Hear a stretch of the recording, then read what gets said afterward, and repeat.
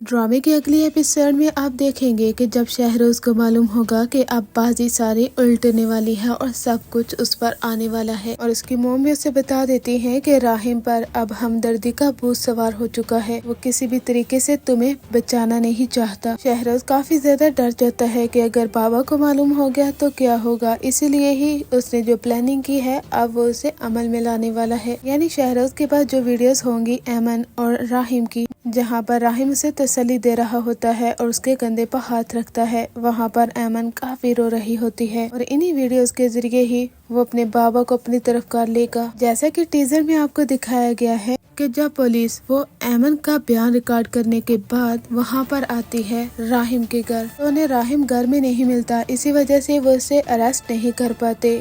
हालांकि उन्हें तो शहरोज का अरेस्ट करवाना चाहिए था, लेकिन नहीं। दूसरी जानिब ऐमन भी राहिम का नाम ले लेती है और इसी वजह से ही राहिम फंस कर रह जाता है। इधर शहरोज के बाबा कहते हैं हमारे होटल्स की वेटर्स हमारे घर काम करने के लिए आई, लेकिन उस लड़की की लाश सीवी उससे मिली है। लड़की का बयान भी सामने आ चुका है और जिस वक्त वो लड़की हमारे घर में मौजूद थी सीसीटीवी फुटेज को भी बंद करवा दिया गया। उसके बाबा ये सारी बातें कहते हैं और पुलिस भी उनके घर आती है, इसी वजह से वो और ज्यादा परेशान होते हैं। तो शहरोज इसी मौके का फायदा उठाते हुए अपने बाबा को राहिम के खिलाफ काफी भड़का देता है और उन्हें वीडियोस भी दिखा देता है। इधर जब राहिम घर वापस आता है तो वो कहते हैं कि राहिम, मुझे तुमसे ये तवक्को नहीं थी कि तुम इस तरह की घटिया और नीच हरकत करोगे, इसी वजह से ही तुमने महरीन को एंगेजमेंट वाले दिन टाइम नहीं दिया। तुम ऐसी घटिया हरकत कैसे कर सकते हो? राहिम कहता है कि बाबा मैंने कुछ नहीं किया। उसके बाबा कहते हैं कि उस लड़की का बयान आ चुका है, उस लड़की ने तुम्हारा नाम लिया है, उसने कहा है कि राहिम अली नवाज ने मेरे साथ ये सब कुछ किया। और जो शहरोज के पास वीडियोस हैं वो सब कुछ देखकर अब तो मुझे